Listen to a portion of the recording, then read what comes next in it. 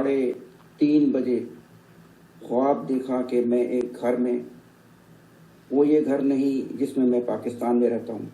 ये ताबीर सिर्फ अल्लाह रब्बुल आलमीन ही जानता है, इसलिए किसी भी ख्वाब के बारे में यकीन के साथ हतमी फैसला नहीं किया जा सकता।